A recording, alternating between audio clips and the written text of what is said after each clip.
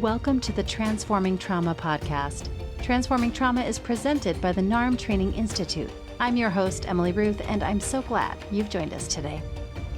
Hi, Transforming Trauma listeners. If you're a licensed mental health professional working with complex trauma and are interested in learning the neuroaffective relational model, we're excited to share with you about our upcoming NARM therapist trainings. The Level 2 NARM therapist training is a clinical training designed for licensed mental health professionals, current mental health graduate students, and active clinical interns and trainees, where you will get trained in a comprehensive developmental framework and clinical approach for resolving the long-term impacts of ACEs and CPTSD.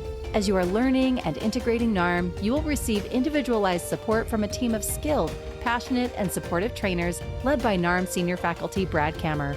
If you're interested in learning to support the healing of complex trauma, we encourage you to register now to reserve your spot. For more information and to register, please visit www.narmtraining.com/schedule.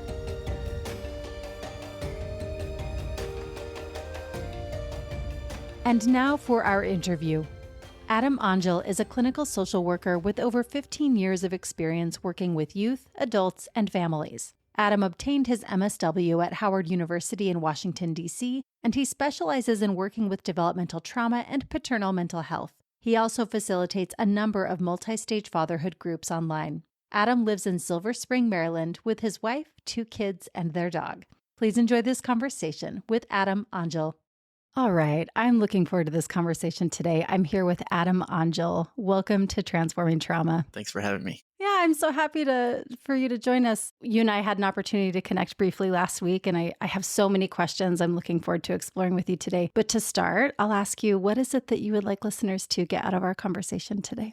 I would love for folks to feel more understanding and new possibilities around NARM and also just specifically for parents and how they can utilize the skills of NARM, and also for parents that are maybe not practitioners, just thinking about how they can have more understanding and compassion for themselves.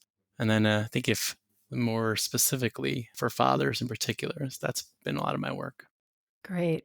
I'm really excited because I think that this is an area, especially in focusing on fathers and their relationship with their children, how needed those resources are. So I'm really excited that in the NARM context, you are providing that, and I'm excited to dive in today.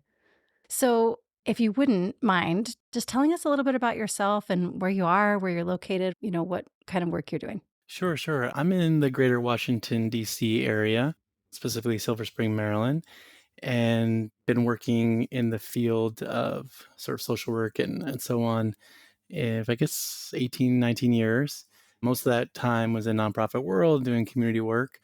And so I had some familiarity with complex trauma for sure, but maybe a little bit different understanding of it. And then I started sort of in the pandemic go into private practice and started working with particularly fathers, and including the work I do just generally for folks with developmental trauma. I'm also just supporting dads on a number of levels. So these groups that I'm facilitating, there's one for perinatal loss and one for dads that are new fathers. And then that's more of a peer support group. And then there's a therapy group, so a little deeper dive. We call it Dads 2.0. Then there's a couple of very specific ones for fathers that are interested in getting support for children that are in the preschool stage. And finally, I'm working on some things for co-parents and supporting differences in parenting styles and how to kind of have conversations around that. So in this work that you're doing, I'm curious how you're holding the term complex trauma. How do you see that, and how do you kind of define that? Yeah, as I was mentioning before, when I was first training, we're talking about 2006 or something, I remember being drawn to the idea of CPTSD, but it was from this other lens of really what I would name as shock trauma, but repeated shock trauma. And so that was, and of course the ACEs study and all that, that's a big part of how I used to define it. And then coming into NARM and then just so much wonderful training here that I received, just understanding the complex trauma as really being obviously relational and how that person perceives themselves as it relates to what is not available or available in their environment.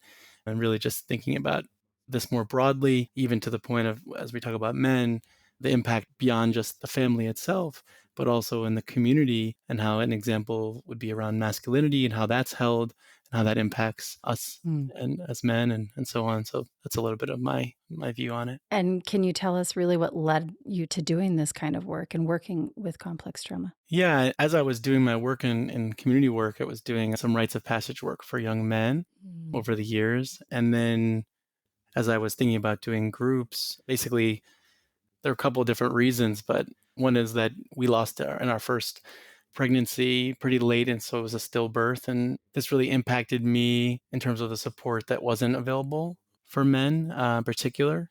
And then I would say there's also a piece of just wanting to be a good father, which I think I was really fearful of. I don't know if I could name that at the time, but there was a lot of fear going into parenthood. Even though there was a lot of excitement about being a father, I was super excited. Never had a doubt I wanted to be one. And then at the same time, so COVID hit, and we had our second.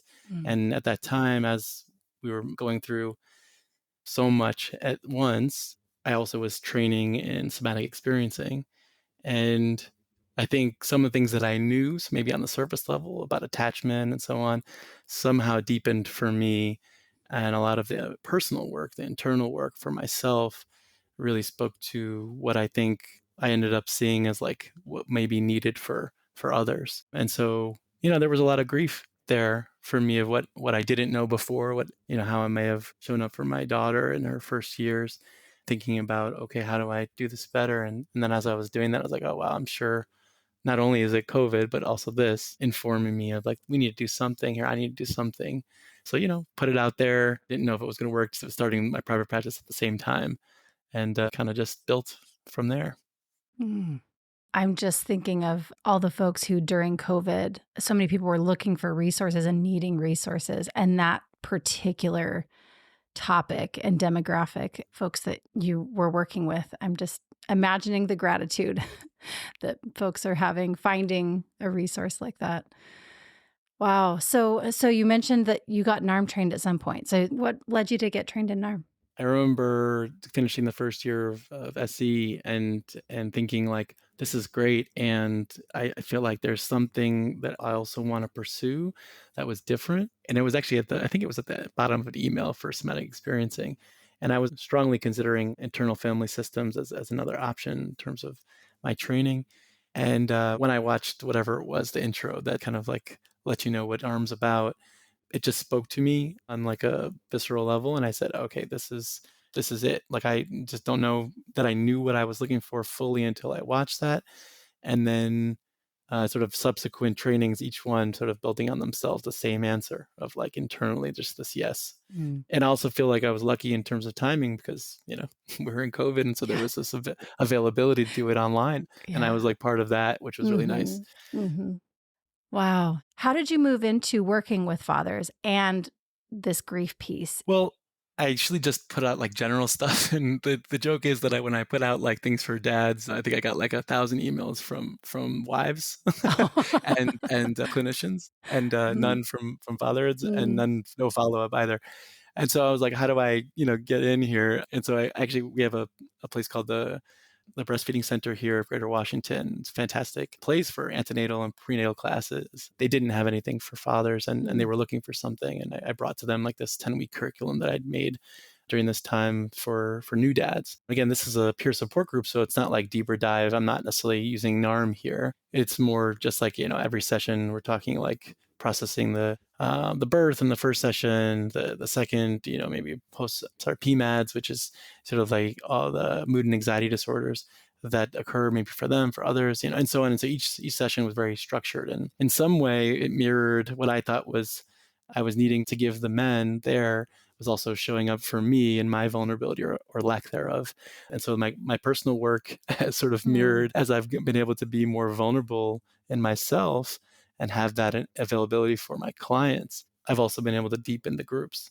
And so that's been really nice to see. So I think including in the same group, right, in the same semi-structured group, we've been able to have deeper conversations and more willingness. And sometimes that's the men pushing me, which is great. And sometimes the men show up also very guarded. It depends on the group, right? Sure. So that's how it kind of evolved. So it started with this new dads group. I also, with some trepidation, spoke to someone about the perinatal loss group that was a man who was just really unique in that space. And he guided me and mentored me. And I created this sort of 6 week. It's also meant to be a peer support group because that way I can operate it sort of nationally. And a few men started coming to it, and it sort of developed from there. So those are the first two. And then I think based on some desire from some of the men in the new dads groups, I was able to open up the therapy groups and just figure out how do I utilize NARM here, which has been, trial and error a little bit. So you opened it nationally. So these are peer support groups. Are they online? How do folks, join in? Yeah, great question. So the peer support groups that are the new dads and a few of the others that are virtual, like the ones supporting dads that are with preschool age as well as the perinatal loss, those can be accessed virtually and anyone can join. I've had people from other countries to join. Actually, it's been really great as well. But most of the people that come are also coming from my area in the sort of Maryland, DC, Virginia. So you did mention how you're weaving in NARM into the work that you're doing. Can you talk a little bit more about that? Yeah, first and foremost, I think, as you know, so much of this is about us as clinicians. So just really maintaining like what's going on for me in the 50-50 and just understanding what's happening for me in that space and just trying to be with them as, in the intersubjectivity, right? Just being with Mhm. their experience and my experience. And I think in terms of how I'm utilizing specifically is that, I'll bring psychoeducation in, or in terms of the bind that we have as children, and sort of reflect on that with them and see what comes up for them. At first, some of this felt a little choppy as I was actually co-facilitating the first versions of this with a colleague of mine who is trained in IFS. And I think partly that people were drawn because they knew what IFS is. And where I am, there's only about a handful of us in our area. And Mhm. so, that was partly we were able to work really well together because of our similar styles. And so just like this depathologizing model really allowed for that. And then I think like what ends up happening is what I'm doing is like being with whatever comes up for them and they're sharing.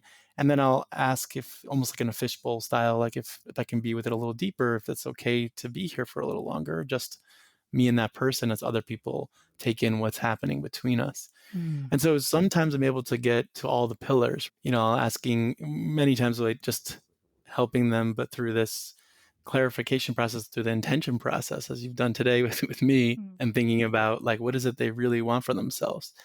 And we may get to emotional completion, and some integration of what's going on for them, and that'll happen in front of others. And it can be, depending on the situation, maybe it'll take 7, 8 minutes, 9 minutes, and be able to do something with them Wow. right there. And then just to see what comes up for everyone else in the space as that happens. I think staying with the psychobiological shift, this is a little more challenging in the group environment. It's like, Sure. the deepening and deepening. But I think even just getting that taste, this really allows for really what happens for everyone else as they're watching that, and how impactful that can be. So that's definitely a big part of it. And maybe one other thought that I had to share is around this is that, sometimes the group will just be like, okay, well, what do we do today? I don't know if there's anything coming up for me.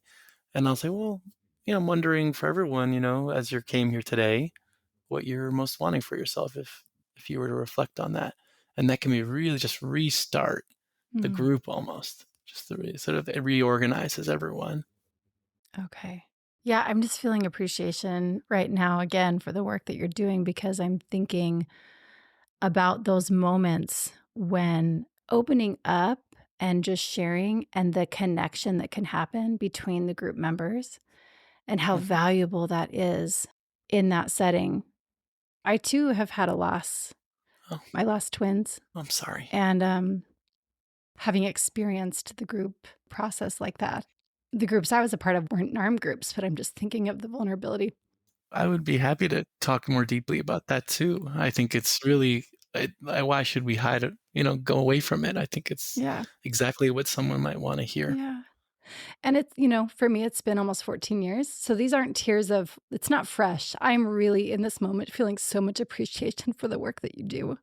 Yeah. Thank you for Yeah, letting me just be a human and not yeah, just a absolutely. Well, interviewer. I wondered about if I was going Yeah. to share that today. I wasn't sure if I was going to share that. But you know what? It's one of the Yeah. reasons that you asked me a question. It's one of the reasons Yeah. I did it. is that I said, like, this is not available. I wish Right.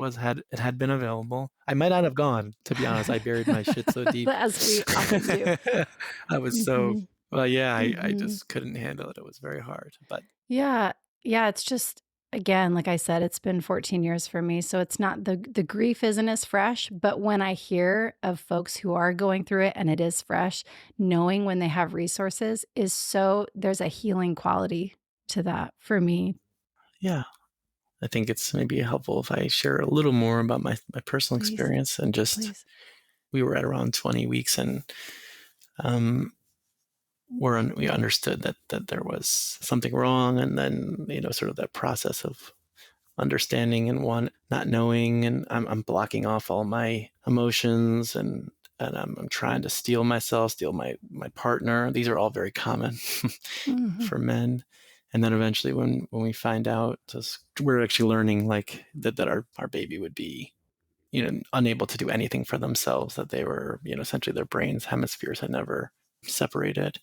Mm. And the doctor's prognosis is basically like, this is probably not going to make it to term, and if it does, it's unlikely to be, very much longer after that. And so I remember talking to my wife deeply about like, hey, and we were very excited, obviously, and I think we just we were considering, termination, and that was really hard to sit with. And then we went to the doctors, and they told us a strange, relieving experience for them to tell us that the baby had passed and in the womb. And I remember hugging. Anyway, we were able to hug and be with what we were lucky to have in that situation. And then I came home, and we came home, and it was empty, and that was hard. And this was 7 years ago, and I buried that. My feelings. I took them, and I said, I'm not going to deal with this. I'm not going to be here with this. Mm. I can't. I cried, but then I was like, I can't do this anymore. We got to move forward. Mm. My wife, for me, what was so hard, and I think hard for a lot of the men, is like the difference in grieving styles. Yeah. It's one of our sessions, and I'll tell you a little bit how I got there. Yeah. And I just didn't want to come home anymore. I didn't want to hear my wife grieving. It was nonstop for me. And I think for me, what's very clear to me now, after doing all my internal work, is that, for me, it was nothing scarier than being this kind of vulnerable. And so to me, like the crying itself is, oh no, I'm not going to be vulnerable here. This is too much. And there was some tiny bit of wisdom here. I told my wife, like, we're gonna choose life. We're gonna choose like to keep going. And I think it was like a weekend, and I was like, I don't know if you know, like the kayak, like you search anywhere, like, and I'm like, okay, what can we afford? We like the cheapest flight to the furthest place, and we ended up having Mm. a fantastic trip to like Japan on like I don't know, I probably would never have taken that airline. I was like, I don't know it, but we're going. And Mm. I'm sharing that part of the story because like years later, when I decided like, hey, like there should be a place for men that have suffered perinatal loss, specifically in stillbirth and early infancy, I found through someone I did a podcast with about this. He's, again, just being a man in this space is so unique, and he's doing this work with couples in Florida, and he just guided me and mentored me, and he's written a couple books on stuff, and just took the time, and he told his story, told mine, and he was like, I did the same thing. He's like, I ran like hell. It's Oh, like, yeah. and I hoped that it would just go away. And he helped me. Probably one of the biggest nuggets of wisdom is that he told me that in my doing these groups was how I'm still parenting my first Yes. child here. Yes. Um, I had never considered that was what I was doing here. And just this idea of parenting your child, even though they're not alive. This is a profound thought, I think, for a lot of parents. He gave me like the outline to these 6 sessions. He was doing it for couples, and I just made it for men. And every quarter or so, I run it. And again, I have men mostly from this area, but I've Yeah. had people call from Canada, from South America. So it's really important that there's a space, and there's a lot of great spaces, a lot of that I was not willing to go to. I don't know that I Mm. tried even to look, which a lot of men don't want to. And I think the words I've heard from them is like, I'm just going to go there and tell my story, and it's going to be very disorganizing. Like I just heard a lot of men say that, and I'm like, no, we're going to have a structure here. we're going to talk about this is the topic, similar to how I run the other dads groups. And I think I could just, again, see you settling in the men. It's like, no, okay, there's a path here. Eventually, will they write a letter to their child? And it's definitely the most profound part of what we do. But I have to tell you that a number of guys are like, I don't think I'm going to do that. And then by the last session so far, we're 100% for it. And I don't care if they do or not. I just tell them, if you want to share, but be witness, support others. And they're always willing. Yeah, so we cover a number of things, grieving styles, and a number of other things that are not coming to my brain because it feels like, geez. I'm just sitting with that for a moment. I hope that's okay if I can just sort of land with that, because if I can name this piece of, the concern of like, I'm going to show up to a group and it's going to feel very disorganizing, that's a valid concern. I mean, I've attended group, it's been 14 years almost for me now, but I remember in the early days, in my early grieving days, I did attend a few groups that did feel very disorganizing. And I kind of left feeling like, am I going to relive that every time I go? And so I didn't go back. And what I'm really hearing from you and what you provide is a very organizing, internal organizing experience where they can process in a not just effective, I don't know if that's the right word, but in a way that is supportive of moving forward in a trauma-informed way. That's what I'm hearing. And that feels so vital and important because I don't know that that's always offered. I hope what you're saying is true.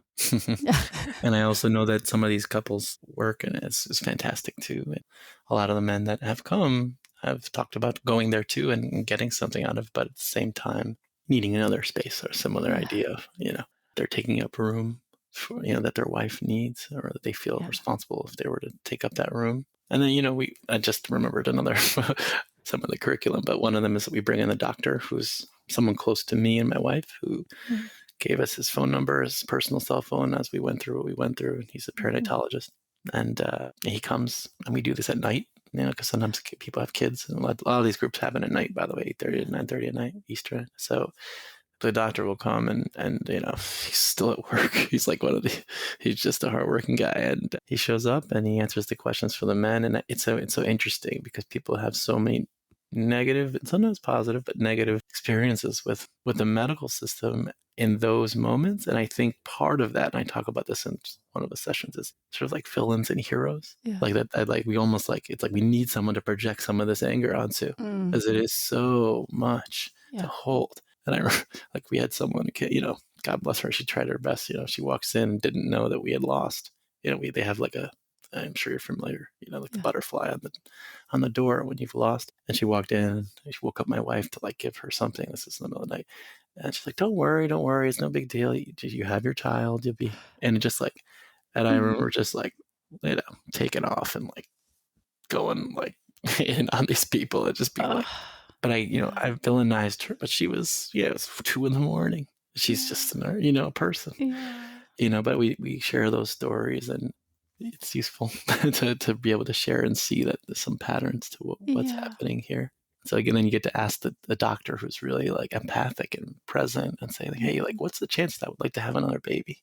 And it's well, you know what? This is the real chances. He's a kind of an encyclopedia of, but ultimately, it's you have to decide. And he's that's what you're here to talk to Adam about.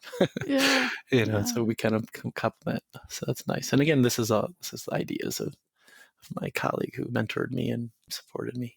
Again, I'm just feeling into the gratitude of the work that you're doing. And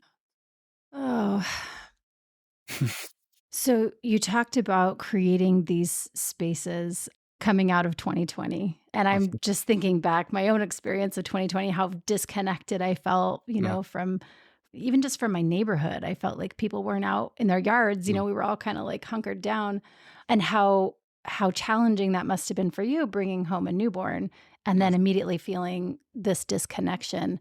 And I imagine that informed kind of how you built the groups. Can you share a little bit more about what these peer support groups look like and how you run those?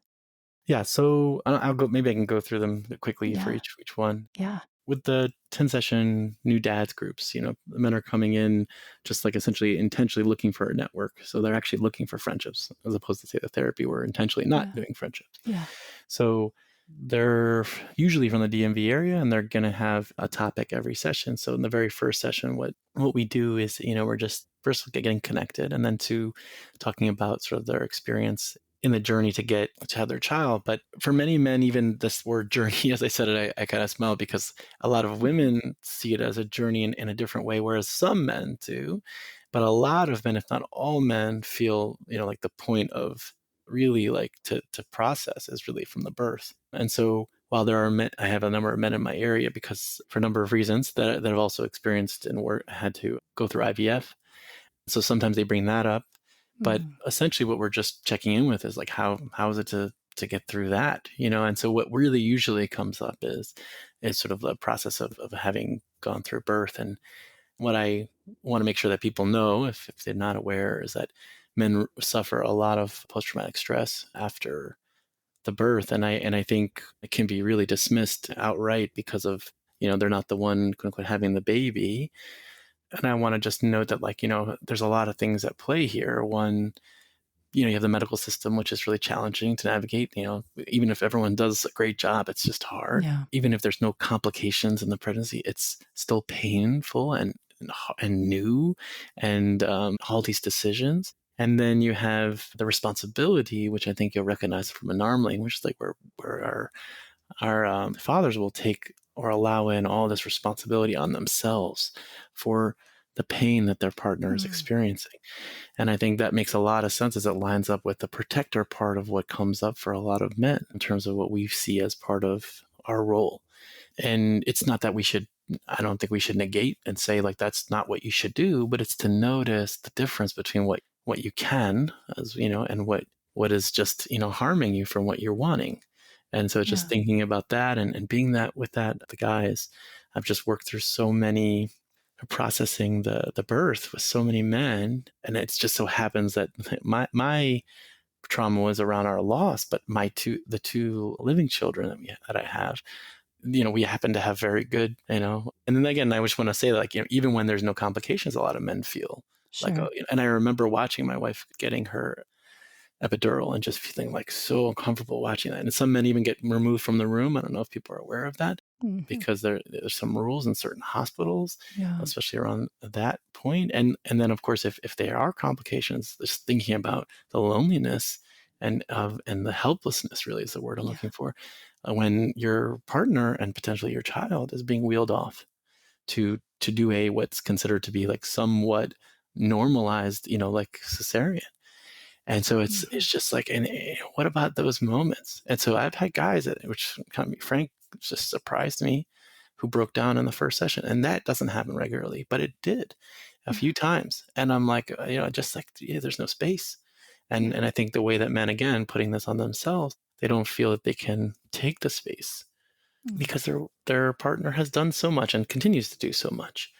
And so for us, there's so many pieces at play here, but they're really wanting a separate space where they can just share what's really going on for them. Yeah. And that's true at every one of these workshops when we talk about, the postpartum mood and anxiety disorders and thinking about for your partner and for yourself when you're talking about, how you're reacting to the friends and your identity changing and your parents and your, in-laws and so on and so forth. And we go through each session and there's always like overlap and people and those are the good ones, right? It's like just kind of just flowing here, right? But yeah, we get to different topics, eventually coming to family of origin material, which if we haven't already talked about, we end up talking about it towards the end.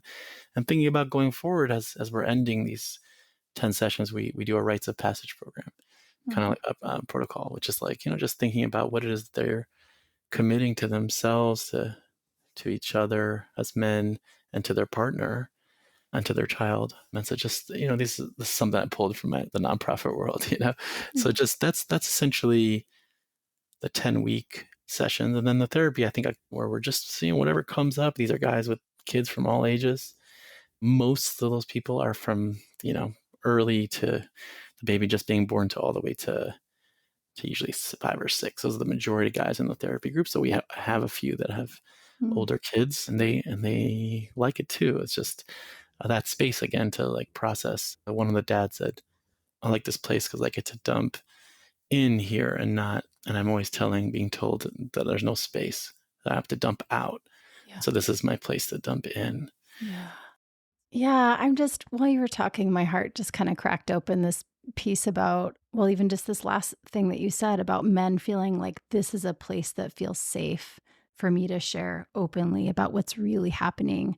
And I get a sense that maybe even some of these practical pieces that you're talking about can really feel emotionally charged. They might seem insignificant, and really they're not.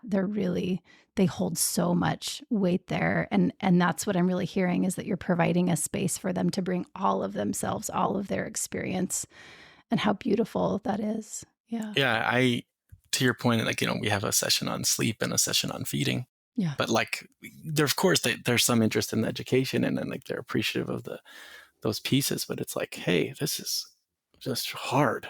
This is just really, and I was about to curse because that's what usually Yeah. happens. That's Like, what this is really really comes hard. up. Yeah. And like, Yeah. and hey, maybe my partner has a completely different view of what is needed here. And, is that okay to like have like a different view? And like, there's a lot of that. I'm actually creating something, and it's gonna be in person. So, Mhm. to Yeah. your earlier question about bridging the parenting styles, Yeah. because I think this is really about like, hey, like what's enough, and all this pressure and this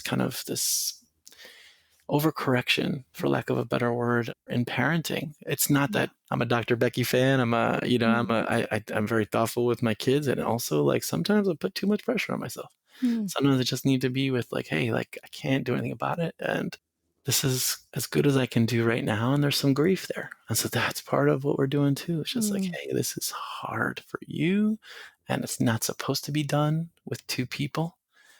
And Mm. some people are like, oh, I feel lucky being two people. I'm like, but like by the end, we're like talking about why don't we have a community Right. to raise kids in? And, Brad and I have talked about, or I've heard him speak about, Mhm. sort of the generational trauma that has separated us from the wisdom and the support that we've needed in parenting. And I think that we're just trying to learn so much as we do. And what do they say? Like you're riding the bike while building it, right? Something Yeah. like that. Yeah. And meanwhile, you're sleep deprived, your partner's trying their best in their own view, Mhm. and you're having conflict with them too. So it's a lot to feel compassionate about. Yeah, that disconnection from community and from, in many cultures, there's so many generations living in one home so that they can Yes. support each other in their different kind of seasons, Hmm. and how we have really become disconnected Yes. from that in so many ways. So that's like another layer of trauma that folks are experiencing. To your question about complex trauma, that is Mhm. definitely a part of it. Mhm. Absolutely. I don't know, have my brain's flowing, but just thinking about all the things that people don't expect men to have in these situations, or to be struggling with. I talked to a number of men that just are like, I want to run. I want to Yeah. run. These are what we call intrusive thoughts, right? And it's like when I had guys share that with other guys in the group, one, sort of half the group was like, Yeah. my partner is having intrusive thoughts. The other half, I'm having intrusive thoughts. Yeah. And it was really important for them to hear each other. And Yeah. the compassion, it was there. Oh, gosh, again, my heart is just feeling so much gratitude for this work that you're doing, because it's like naming it and feeling in community around it, how powerful that is. Wow. I wonder if you would share with us kind of in our remaining minutes, Sure. if you have any, other stories or, examples of struggle that have helped you in dealing with complex trauma, maybe. I think what I'm working to clear up and for myself is like the themes that are showing up as parents. And so thinking about like there are parents that are doing so much, and there's this efforting, which you're familiar with, that this pressure they're putting on themselves to be something, to take care of everything, to make sure. And really what we end up doing in the work, of course, is noticing what the reason they show up tends to be anxiety, and I also want to offer that it tends to be this presentation may be the kind of father that shows up for therapy, right? And so like even Mm, holding like that may be there's some a number of dads that are showing up differently and have other challenges. And I have some examples for those too. But in terms of like the efforting, which tends to also be a majority of women that are doing that for good reason because of the messaging, cultural messaging, and there's no blame, obviously, but just like that's how it shows up. Just noticing with them what they're really wanting, usually like, tends to be confidence, calm, all these things, and when we're present with that and then noticing it and just the grief of like, I can't do everything and my kids are going to suffer. There will be some suffering here. And that realization is a big part of being a good parent, being with it, being able to be with that. Mm-hmm. And I think in a group, that's even more supported, when that's present with each other. And like I said earlier, there's the dynamics that happen between people are really like both of them having these individual experiences and then, not negotiating or being willing to be with the grief because it's really triggering of what they experienced when they were younger, whatever it is that was lacking in the environment that shows up in the fear of, which for a lot of men is the vulnerability. Understandable, especially when we are punished for being vulnerable. Mm-hmm. So, yeah, and I'm holding that there are differences. I believe that of course, there are generalizations that I'm making, but like, even if it's true, if you side on the side of like, oh, it's all cultural or all developmental or, social versus biological, it's still the truth that here, if someone is wanting a different experience, how can we be with this? Yeah, some men don't want to be with their emotions as much. Okay, so we'll take more time in other spaces, and then sometimes emotions will come up too. And I think what I've just been so lucky to have the support in NARM is to be able to be vulnerable for myself, because that wasn't easy to crack to see my crack and keep pulling those cracks open and to be vulnerable for myself, because it's hard. It's hard to be vulnerable with other men, for a lot of men, including myself. Yeah. And so just being able to do that more and more. And then, of course, if we can't give other people where we can't go. And so that's been the change in my work. Yeah, I have so many, I think, heroic stories of parents nonstop. And those give me my own part in my own life such a push, and I think, when I have the dad he's more on the levels or towards the narcissism side of things, just sharing that like I care about them here and in certain moments when it's appropriate. That's like, I'm not just here because I get paid or something. I have some idea of that, it's just I'm here with you. You know what I mean? Like, for a reason, because I care about you. It's just what it is. That holding that and the value of each one of us just inherently is at the core of I think not just men, of course, and everybody, and that they're okay. So just be there. They're enough. So that's been a lot of a lot of the work that I think all of us have done. Yeah, I'm just hearing you name that, the human connection piece. Yes, absolutely, the relational part of this. Yeah, this work. I so appreciate the work that you're doing, and I wonder if you have any kind of final words to leave with our listeners. Anything that feels important?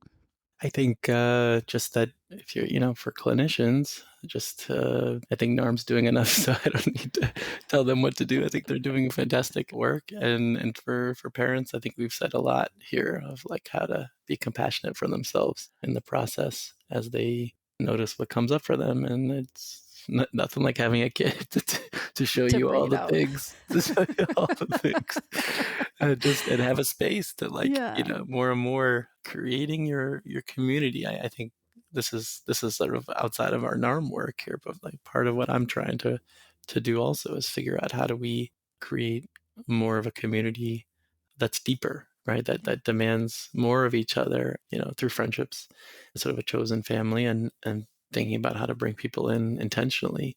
So I've been working on thinking about a communal parenting and so on and so forth. So maybe there was something forthcoming for you. I'm not sure. Yeah, that's so great. Well, how can listeners get in contact with you and the work that you're doing? So for the dads groups, and I would say dadswithwisdom.com. So dadswithwisdom.com. And then for the therapy individual or perinatal loss groups, or the Dads 2.0, which is the therapy groups, you can go to adamangeltherapy.com. Great. And we'll put those in the show notes so that folks can easily access your work. Adam, thank you again. You've been so generous with your time and your heartfulness. I appreciate you sharing so vulnerably and cracking my heart open a little bit too. And yeah, just really appreciating you and the work that you're doing. Thank you. Thank you. Thanks so much for joining us for today's episode. To find more about our guest and their work, check the show notes or visit us at narmtraining.com/transformingtrauma. If you're a licensed mental health professional working with complex trauma, we're excited to share with you about our upcoming NARM therapist trainings. Level 2 training is a clinical training where you will get trained in a comprehensive developmental framework and clinical approach for resolving the long-term impacts of ACEs and CPTSD. You will receive individualized support from a team of skilled and supportive trainers led by NARM senior faculty Brad Kammer. Learn more about this training or reserve your spot by visiting www.narmtraining.com/schedule. Thanks to Andrea Klunder and the Creative Imposter Studios for producing and editing, to Tori Essex for our album art, and to Brad Kammer for the creation of this podcast. We look forward to building community, connection with you, and changing the world by transforming trauma.